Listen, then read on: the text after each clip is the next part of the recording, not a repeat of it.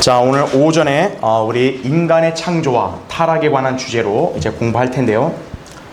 자, 우리가 이 주제를 처음 시작할 때, 자, 창조, 이것은 성경이 증거하는 분명한 진리란 사실을 배웠고, 또 그 다음에 이 창조의 진리를 반대하는 이 소위 과학이나 진화는 허구란 사실을 지난 시간에 우리가 살펴봤습니다.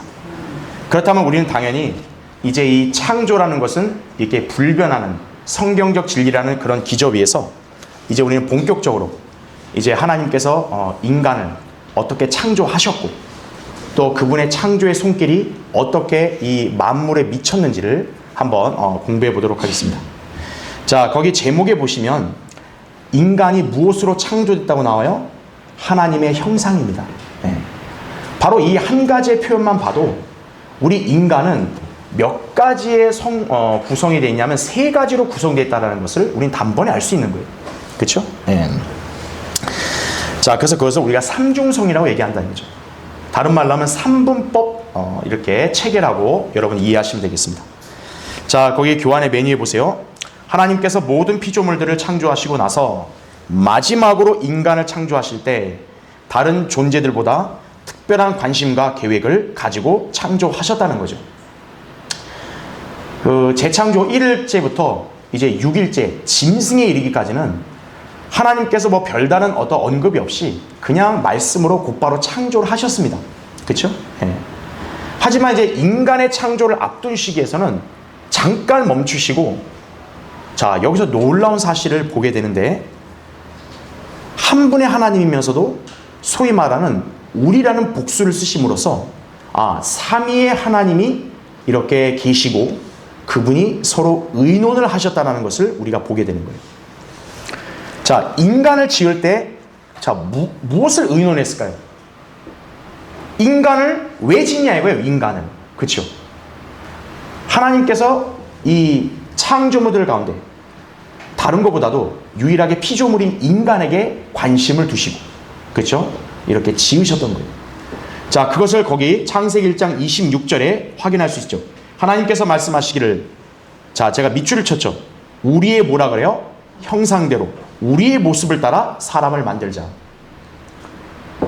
그러니까 여기서 우리가 주목해야 될 건 뭐냐면 하나님은 지금 한 분이잖아요. 하나님이 여태까지만 해도 대화할 수 있는 대상이 있어요? 사실? 없습니다.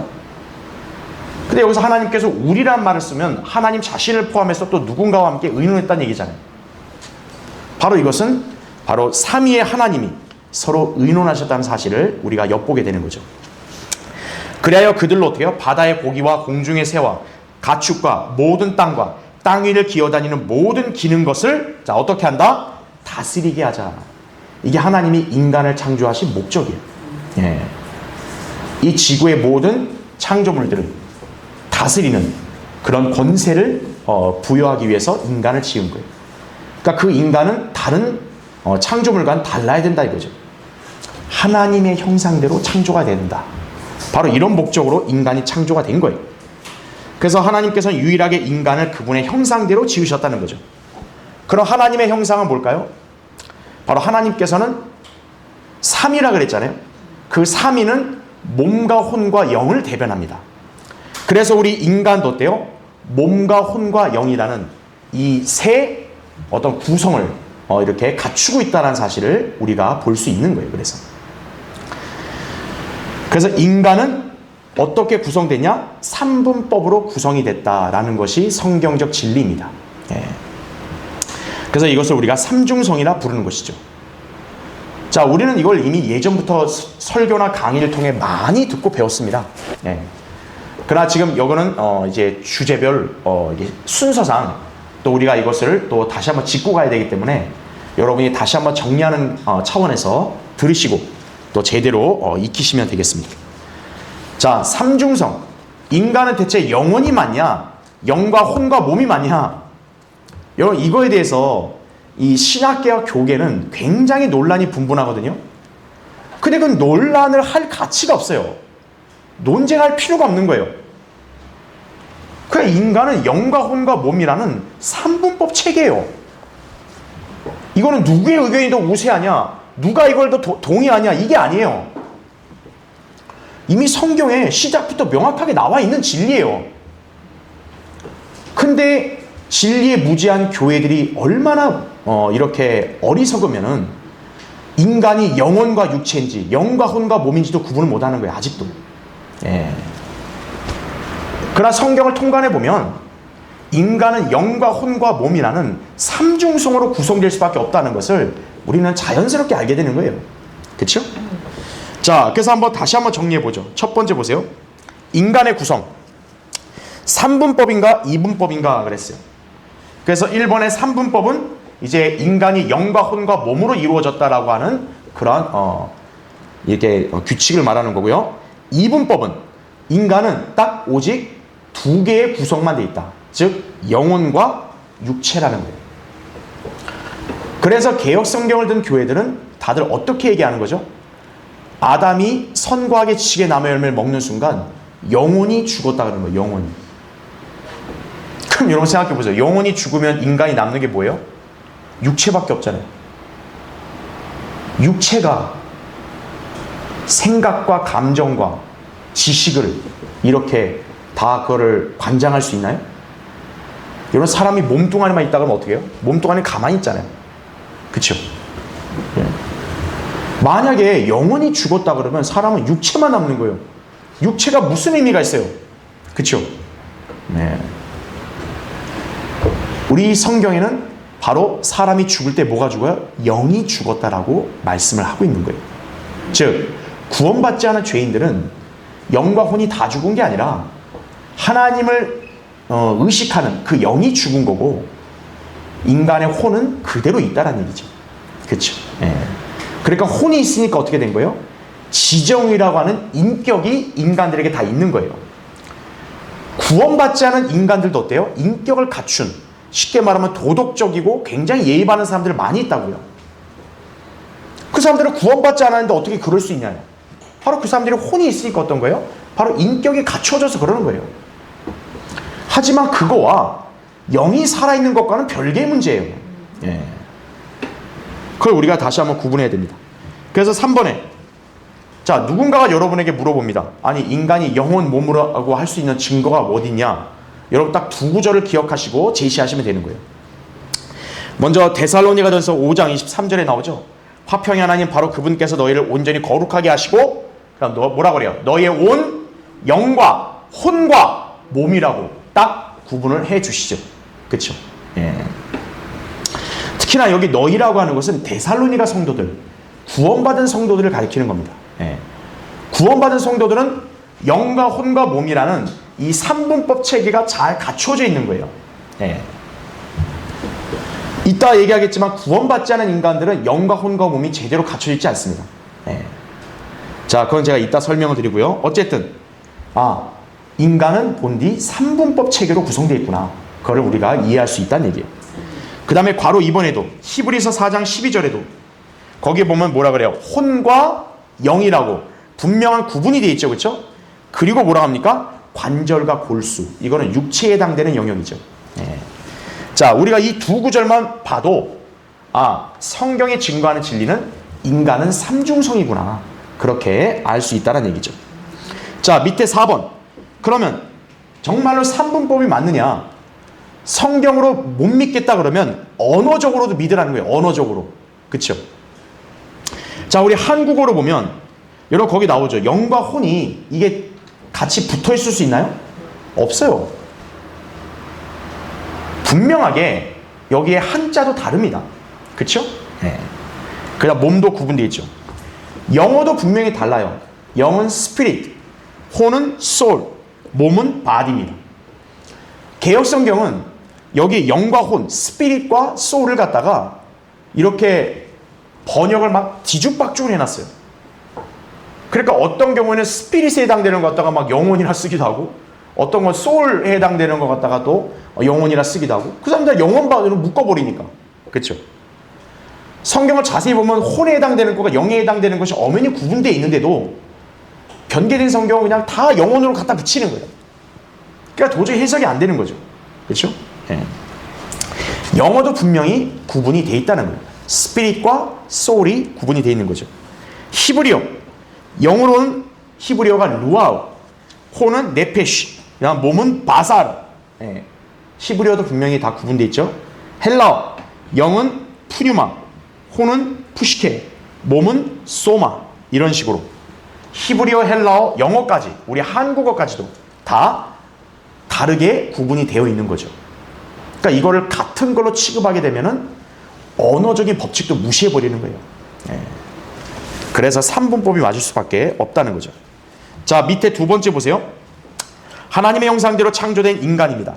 자, 먼저 1번에 창세기 1장 26, 27절에는 사람이 세 부분으로 구성된 존재로서 하나님의 형상대로 창조되었다는 성경적 근거예요. 우리 처음에 읽었죠, 그렇죠? 예. 그런데 성경에 무지한 학자들은 이 성경의 분명한 진리를 치워버리고요, 자신들만의 그런 주장을 하는 거예요. 뭐라고 주장하냐? 그 맨 밑에 보면, 자, 인간과 짐승이 뭔가 다르다는 것을 다 감지해요, 그렇죠? 그러니까 이런 식으로 얘기합니다. 짐승과 다르게 인간이 도덕적 성품이나, 그 다음 페이지 보시면 이성적 능력을 가진 존재, 혹은 하나님을 인식할 수 있는 존재로 창조되었다라고 일반 학자들은 주장을 합니다. 그럼 이 말을 자세히 보면 뭡니까? 짐승은 하나님을 인식할 수 없다는 거잖아요. 그 여러분 과연 그럴까요? 창조물들이 창조주 하나님을 아예 모를까요? 아닙니다. 오히려 창조물들이 더 하나님의 그런 어떤 진노와 심판은 더 잘 감지해요. 누가 오히려 감지를 못하냐? 인간들이 감지를 못하는 거예요. 예. 하나님을 두려워하는 거 오히려 개나 고양이나 이런 동물들은 더 잘 두려워해요. 예. 인간이 제일 안 두려워하는 거예요. 인간이. 예. 고집이 제일 세고요. 예. 근데 이 사람들은 뭐라고 했냐면, 아, 짐승은 그런 게 없고 인간은 하나님을 인식할 수 있다 이거죠. 예. 허튼 소리죠. 거듭나지 않은 인간들은 어때요? 하나님을 인식할 수 없습니다. 왜죠? 영이 죽었기 때문에 그런 거예요. 영이 죽었기 때문에 하나님과 교제가 안 되는 거예요. 근데 어떻게 하나님을 인식하죠? 그러니까 성경을 모르는 학자들은 이렇게 비성경적인 그런 내용들을 이렇게 말할 수밖에 없는 거예요. 자, 그러면 3번 보시죠. 하나님의 형상대로 창조되었다는 의미가 뭐냐? 자, 여러분, 신약 성경에서 하나님의 형상은 누구라고 얘기합니까? 예수 그리스도라 얘기하죠. 네. 그럼 여러분 잘 생각해 보세요. 예수 그리스도는 이 땅에 사람으로 오셨잖아요. 그분은 하나님이시면서 동시에 뭐였어요? 사람이셨단 말이에요. 사람으로 나타나신 그분을 뭐라고 가리켜요? 하나님의 형상이라 가리키는 거예요. 네. 그래서 괄호 1번 보면 하나님의 형상은 한 인격으로 이렇게 지칭할 수 있다 이거죠. 네. 자, 그 인격이 바로 누굽니까? 주 예수 그리스도라는 사실을 우리는 알 수가 있다는 얘기죠. 그렇죠? 네. 자, 그래서 한번 찾아보죠. 여러분 거기 골로새서 1장 한번 보세요. 자, 골로새서 1장 15절에 보면 그는 보이지 않는, 자, 뭐라고 이렇게 소개합니까? 하나님의 형상이라 하죠. 여러분, 하나님이 눈에 보여요, 안 보여요? 안 보입니다. 하지만 그 안 보이는 하나님을 인간 눈으로 볼 수 있도록 나타나신 분이 예수 그리스도죠. 여러분, 형상이라는 건 본디 뭡니까? 눈에 보이는 거예요. 구원받지 않은 죄인들은 우상을 만들죠. 왜 우상을 만들어요? 자기들이 신봉하고자 하는 신을 자기들은 도저히 감이 안 잡히는 거예요. 자기가 믿고자 하는 신이 누구지? 이 신은 어떻게 생겼지? 모르잖아요. 인간은 눈에 보이는 걸 믿으려고 하니까 안 보이는 거예요. 그러니까 자기가 믿고자 하는 신이 안 보이니까 어떻게 해요? 그 신을 만드는 거예요. 그래서 인간이 상상으로 만들어낸 게 바로 뭡니까? 우상들인 거죠. 예. 뭐 불상이라든지 온갖 신상들 다 그렇게 상상으로 만들어내는 거예요. 아, 이렇게 생겼을 거다 우리 신은, 이거예요. 그게 형상인 거죠. 자, 보이지 않는 하나님은 어때요? 인간이 상상으로 고안해서 만드는 분이 아니라 이 보이지 않는 하나님의 형상은 우리에게 인간으로서 눈에 보이게 나타나셨다는 얘기예요. 그게 바로 예수 그리스도라고요. 그 다음에 모든 피조물의 뭐라고 얘기합니까? 첫 태생이시다. 모든 피조물의 첫 태생. 이걸 또 오해해가지고 무슨 예수님이 뭐 태어난 하나님이네 뭐 그런 얘기하고 있는 거예요. 그게 아니라 이 피조물의 첫 태생은 예수 그리스도가 하나님의 아들로 이 땅에 태어나신 동정녀 탄생을 가리키는 거예요. 바로 하나님에게서 태어난 첫 번째 아들이라는 뜻이에요. 그런 의미로 쓰인 거죠. 그래서 예수 그리스도는 아버지 하나님보다 나중에 있는 그런 분이 아니라 원래 계신 분이에요. 말씀이신 하나님이라고 그러잖아요. 그렇죠? 원래 계신 분이라고. 근데 그분이 때가 돼서 어떤 거예요? 하나님께서 인간의 눈에 보이도록 그분이 육신으로 나타나신 거예요. 그분이 육신을 입었으니까 어떻게 된 거예요? 하나님의 형상이 되는 거예요. 왜냐하면 인간의 눈에 보이니까 이제. 그렇죠? 그래서 이분이 만물이 그분에 의해서 창조됐다는 것을 쭉 설명을 하고 있죠.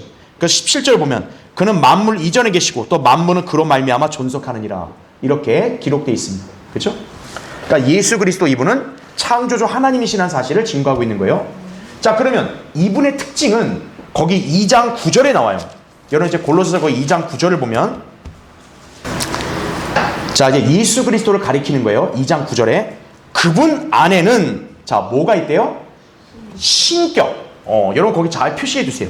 신격의 모든 충만함이 자, 뭐로 거하신다? 몸의 형태로 거하신다 이거죠. 자, 여기 신격이란 말이 바로 여러분이 잘 알고 있는 삼위일체를 가리키는 거예요. 그러니까 우리가 눈으로 볼 때는 예수님도 우리랑 똑같은 인간처럼 보인단 말이에요. 하지만 그분은 우리와 같은 단순한 인간이 아니라 그분 안에는 뭐가 있다? 신격의 충만함이 있다. 그러니까 신격이신 그 하나님이 어때요? 한 몸으로 계신다라는 얘기예요. 바로 이 주 예수 그리스도가 삼일체 하나님을 완벽하게 구현하는 거죠. 우리가 아까 삼중성 얘기했을 때 뭐라 그랬어요? 몸과 혼과 영이라고 얘기했습니다. 나란 인간은 분명 존재가 하나예요. 하지만 이런 나라는 인간을 어떻게 구성합니까? 나의 영과 혼과 몸이 구성을 하고 있다고요. 하나님도 바로 그런 분이신데 여러분은 저를 눈으로 볼 수 있잖아요.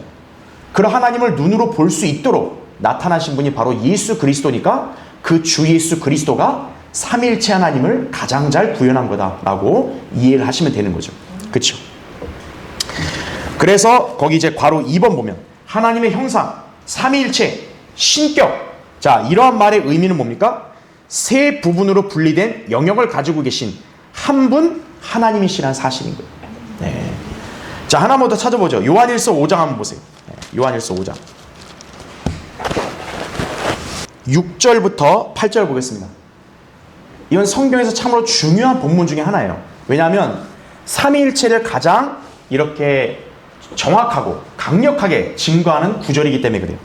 거기 5장 6절 보면 이분은 자 뭐로 오셨다 그래요? 물과 피로 오신 분, 곧 예수 그리스도시라. 물로만이 아니라 또 뭐라 그래요? 물과 피로니라. 증거하신 이는 성령이시니 성령은 진리시기 때문이라 말씀하는 거죠. 예. 자, 여기서 왜 물과 피를 강조했을까요? 자, 우리 인간의 육체의 출생은 어디에서 나온다 했어요? 물에서 나옵니다. 그렇죠. 예. 근데 왜 여기서는 예수님을 가리켜서 피를 강조했냐면 육체의 생명은 어디에 있다고 성경에서 말씀해요? 피에 있다고 강조합니다. 그러니까 예수님의 생명은 인간에게서 이어받은 게 아니라 그분의 생명은 누구의 생명이라는 거예요? 하나님의 생명이라는 뜻이에요. 그래서 여기 물과 피라는 것은 예수님의 인성과 신성을 가리키는 거예요. 예. 그래서 이분은 우리처럼 육체로 출생했다 해서 우리와 같은 인간 아버지의 생명을 받은 분이 아니라 이분은 하나님의 생명을 받으신 분이라는 걸 강조하는 거예요. 근데 그 보이지 않는 하나님이 우리와 같이 육체로 출생을 했기 때문에 물로 나셨다라고도 얘기하는 거예요. 그래서 물과 피로 오신 분이라 얘기하는 거죠. 자, 그러면 7절 보세요. 이는 하늘에서 증거하신 이가 세 분이시니. 자, 이 굉장히 중요한 구절입니다. 여러분 이제 하늘에 이제 하나님이 계시잖아요. 그렇죠? 근데 이 하늘에 증거한 이가 하나님 한 분이 아니라 세 분이라는 거죠. 누굽니까? 아버지와 말씀과 성령이시오. 이 세 분은 하나이시니라 이거죠. 개혁성경에는 이 내용이 통째로 빠져 있어요. 네. 아까 우리 6절 뒤에 읽었던 성령은 진리시 때문이라 이거죠. 이거를 7절로 교묘하게 옮겨놔가지고 일반 성경을 든 사람들은 여기 우리가 읽었던 이 7절 내용이 없어요. 개역 성경에. 네. 그렇게 교묘하게 변개시킨 거죠. 성경에서 가장 삼위일체를 정확하게 증거하는 구절을 빼버린 거예요. 네. 아버지와 누구요? 말씀, 성령이라 하죠. 그 다음에 8절 보세요. 자, 하늘에 증거했다면 8절에는 자, 이번에 어디서 증거합니까? 땅에서 증거하는 것도 셋이니 그 다음 뭐라고 나옵니까? 성령과 물과 피요. 이 셋은 뭐라 합니까? 하나 안에서 일치하느니라 하죠. 바로 이게 주 예수 그리스도를 가리키는 거라는 얘기죠. 예. 자, 그래서 우리는 하나님의 형상, 삼위일체, 신격 다 이런 것은 여러분 어떻게 이해하시면 돼요? 한 분 하나님 안에 세 인격을 가진 분으로 구성이 되어 있다라고 그렇게 이해하시면 되는 거예요. 우리는 여기까지만 보면 되는 거예요. 이걸 또 깊게 뭐 자기 머리로 뭐 이해해 보겠다, 뭐 분석해 보겠다 그러면은 그때부터 이제 사람이 이제 돌기 시작하는 거예요. 예. 삼위일체는 인간의 이성으로 접근하는 게 아니에요. 기록된 그대로 우리가 받아들이는 거죠. 그렇죠? 예. 자, 그러면 그 동그라미 1번 보세요. 그래서 삼위 보통 막 줄임말로 뭐 성부, 성자, 성령 그러잖아요. 예. 아버지 하나님, 아들 하나님, 성령 하나님으로 구분이 됩니다.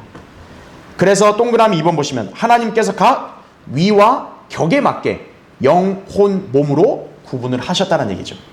예. 삼위일체를 오해하는 게 마치 하나님 간의 무슨 우열을 따지듯이 그게 아니에요. 여기에 위, 우리 3위라 했을 때는 제1위는 아버지 하나님, 2위는 아들 하나님, 3위는 성령 하나님이라 얘기하잖아요. 그건 우열관계가 아닙니다. 그건 어찌 보면 각자에게 주어진 어떤 역할, 어떤 위치, 그걸 나타내는 것 뿐이지 이분들의 우열을 매기는 게 아니에요. 각자에게 속한 어떤 역할, 어떤 그런 순서, 이거와 연관이 있구나 보시면 되지 무슨 이걸 갖다가 이거 우열이다 이렇게 볼 필요 없어요. 원체 한 분 하나님이시기 때문에. 그렇죠?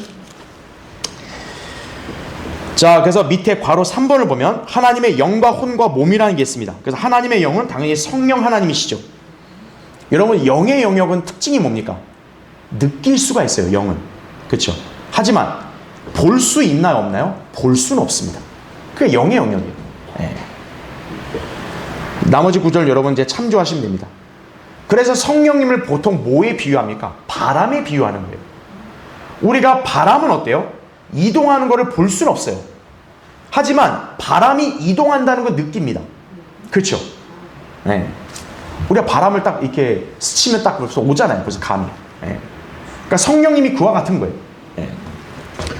두 번째, 2번 하나님의 혼, 아버지 하나님입니다. 이거는 느끼거나 볼 수도 아예 없는 분이에요. 우리가 혼이라는 것은 본질상 우리가 그건 접근할 수가 없어요. 지금 우리 저를 위시한 여러분도 각자 혼이 있잖아요. 근데 여러분의 혼을 누구도 본 적이 없어요. 사실은. 근데 우리가 서로를 알아보는 게 왜 그래요?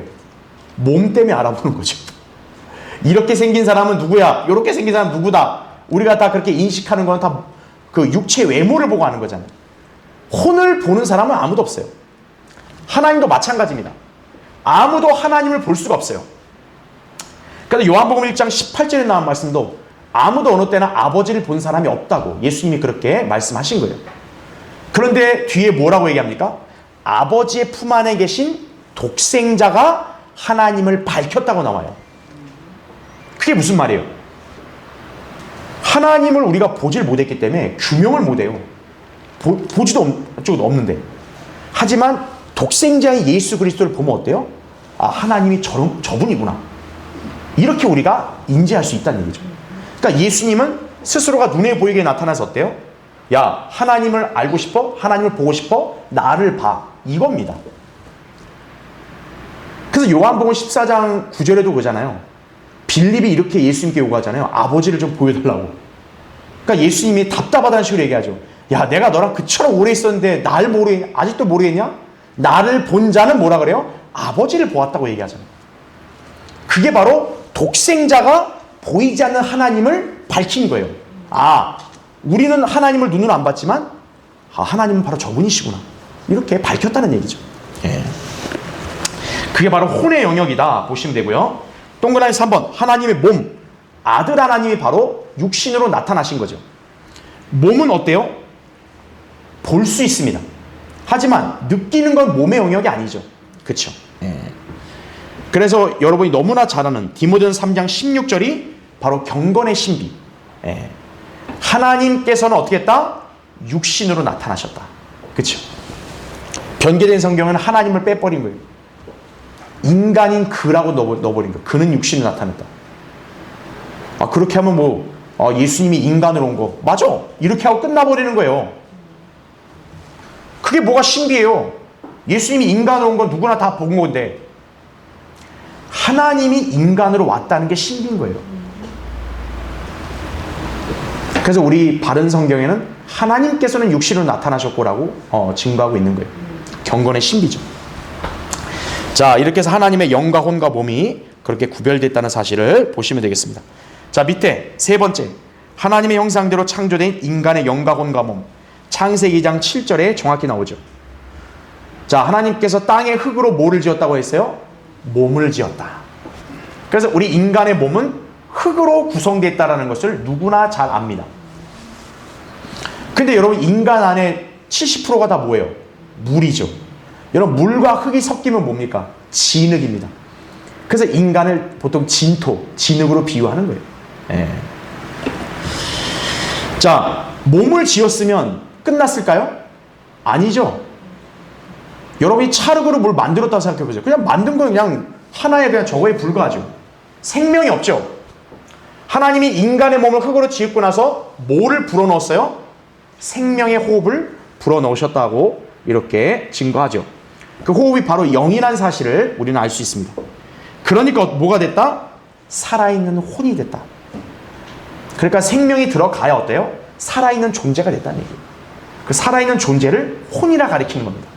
그래서 성경은 인간을 다 뭐로 이렇게 평가하는 거예요? 혼으로 평가하는 거예요. 다 혼으로. 혼이 그 사람의 실체란 얘기죠. 그렇죠? 자, 그렇게 여러분이 이해하시면 되겠습니다. 그래서 여기 잠깐 한번 보시죠. 여기.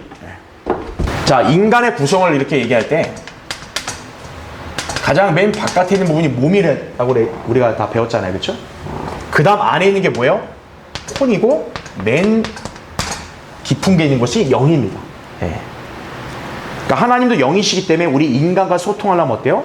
이 영이 서로 교감이 이루어져야 돼요. 그래서 하나님이 인간을 창조했을 때 아담이 타락하기 전에는 하나님과 만나서 교제가 됐죠.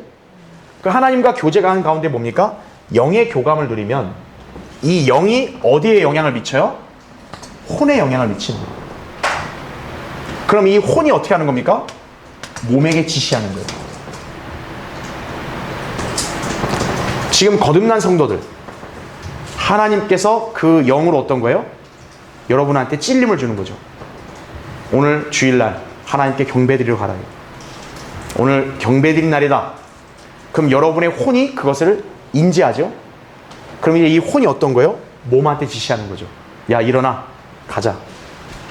근데 게으른 사람 어떤 거예요? 이 몸이 말 안 듣는 거죠. 에이, 싫어, 안 가.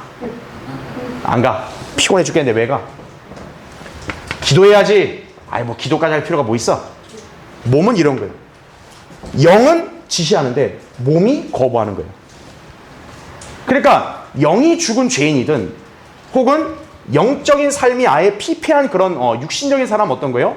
오히려 거꾸로 몸이 지배를 하는 거예요. 몸이 억누르는 거예요. 안 해. 하지 마. 하기 싫다. 이런 식으로 몸이 딱 통제하는 거예요. 그러니까 영은 자꾸 원해요. 해라. 육신이 원하지 않는 거예요. 하지 마. 이게 로마서 7장에 바울이 바로 고뇌했던 부분인 거예요. 내가 원하는 선을 행해야 되는데 이 몸은 자꾸 악을 행하는 쪽으로 가는 거예요. 여러분 안에서 계속 이런 갈등이 주님 오실 때까지, 여러분 몸이 구속받을 때까지 끊임없이 이루어지는 거예요. 근데 하나님이 원래 인간을 창조하시고 인간에게 원하시는 건 뭡니까? 바로 이 구조입니다. 하나님이 인간의 영에 지시하는 거예요.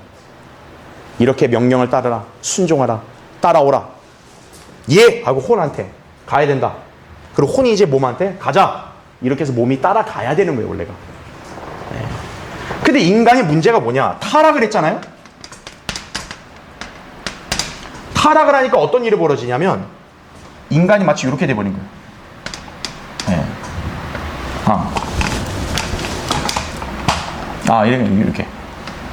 이렇게 쪼그라든 거예요.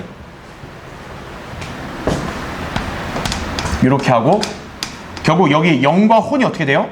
영이 죽어버렸어요. 그 다음에 그림을 잘못 다시 요렇게 됐다 보이죠? 요렇게 영이 죽었어요. 원래 혼이잖아요. 혼과 몸이 어떻게 돼요? 붙어버립니다. 혼과 몸이 붙어버려요. 네. 그래서 구약 성경에는 보면은 이렇게 영어로 혼인데도 이렇게 사람인 몸을 지칭하는 경우도 있고 생명을 지칭하는 경우도 있어요. 왜 그러냐? 붙어 있으니까. 원래 혼은 불멸이잖아요. 근데 막 혼이 죽는다 막 이런 말 한단 말이에요. 그 구약 성경이 왜 그러냐면 구약 성경에는 죄인들이 타락한 이후로 혼과 몸이 붙어 있기 때문에 그런 거예요. 그러니까 이 상황은 뭡니까? 이 타락한 죄성이 혼에 그대로 영향을 미치는 거예요. 그래서 혼이 지옥 가는 거예요. 그러니까 원래 인간이 이런 구조예요. 그래서 이걸 마치 뭐로 비유한 거예요? 라크와 목사님은 이 쭈그러든 축구공에 비유한 거예요. 여러분 축구공이 구조가 어떻게 돼 있어요? 맨 앞에가 가죽이고 그 안에가 튜브죠. 사실 축구공의 실체는 뭐예요? 튜브입니다. 튜브를 그냥 가죽으로 감싼 것 뿐이에요. 근데 그 축구공이 제대로 되려면 그 안에 뭐가 들어가야 돼요? 바람, 공기가 들어가야 돼요. 바로 바람은 아까 영을 상징한다 그랬죠. 그러니까 원래 인간은 딱 땅땅한 축구공이었어야 돼요. 근데 바람이 슉 빠져버리니까 어때요? 쭈그러든 축구공이에요. 여러분 쭈그러든 축구공으로 공 차보세요. 되나? 기능을 못하는 거예요. 그러니까 하나님 보실 때 영이 죽은 죄인들은 그와 똑같은 거예요. 아무 기능을 못하는 거예요. 그런데 이제 이게 어떻게 됩니까? 구원을 받게 되면 다시 이제 어떻게 돼요? 영과 혼과 몸이 그렇죠? 이 영이 성령으로 살아나죠. 그렇죠? 혼과 몸이 어떻게 된다? 분리가 되는 거예요. 이게 바로 그리스도의 할례라고 하는 거예요. 그리스도의 할례. 여러분 할례가 뭡니까? 포피를 베어내는 거예요. 근데 이게 왜 영적 할례냐면 우리의 혼과 몸이 약간 붙어 있었다 그랬잖아요. 그러니까 이걸 어떻게 하는 거예요? 포피를 베어내듯이 이 몸을 혼에서 분리를 시키는 거예요. 이걸 그리스도의 할례라고 그러는 거예요. 그리스도의 할례. 그러니까 그리스도의 할례가 이루어지는 건 뭡니까? 십자가의 구속으로만 가능한 거예요. 구약 성도들은 이게 안 됐어요. 아무리 율법을 잘 지켜도 이 사람들은 이 혼과 몸이 분리가 되질 못해요. 하지만 신약 성도는 달라요. 예수 그리스도의 완벽한 구속으로 인해서 우리는 어때요?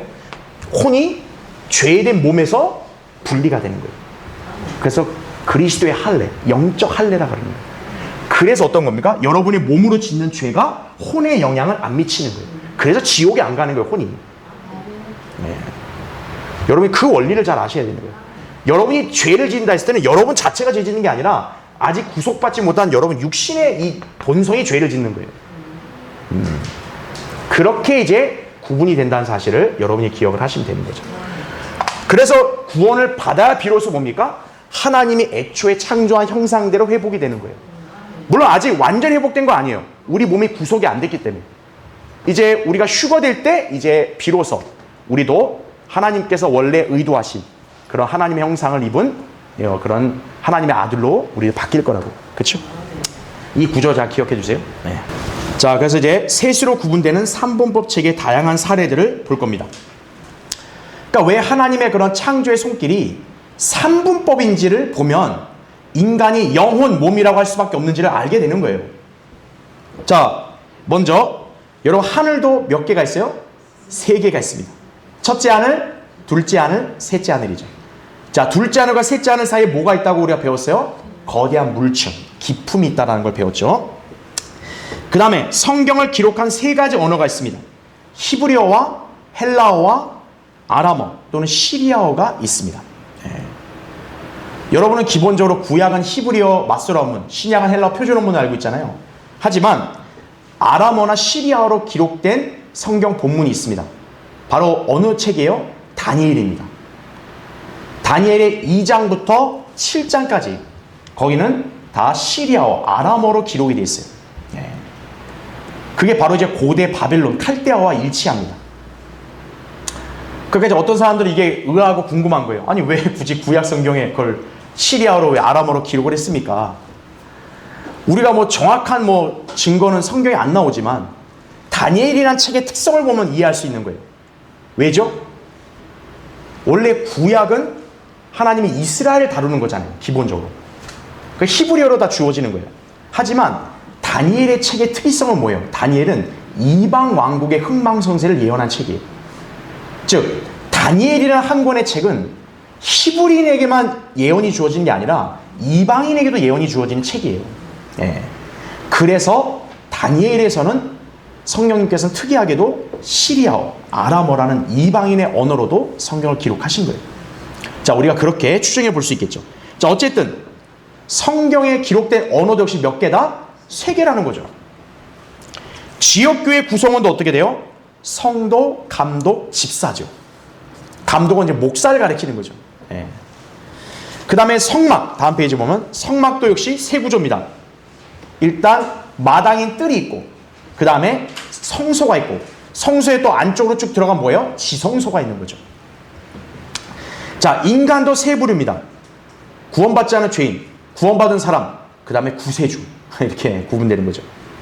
변형산에도 예수님과 양옆에 누구요? 모세와 엘리야. 그 변형산을 목격한 사람, 베드로, 야고보, 요한, 역시나 다 3명이죠. 그리스도의 3가지 사역, 선지자, 제사장, 왕의 사역이다죠. 열매도 3유형, 30배, 60배, 100배. 아니, 왜 10배는 아닙니까? 그럼 우리가 몰라요. 하나님은 딱 3가지 유형만 주신 거예요. 30배, 60배, 100배라고. 그렇죠? 그럼 이제 2번 보시죠. 우주와 지구, 자연현상, 인체, 인간에서 발견할 수 있는 3분법 체계입니다. 여러분, 존재하는 영역을 보면 일단 공간, 물질, 시간이죠. 그렇죠?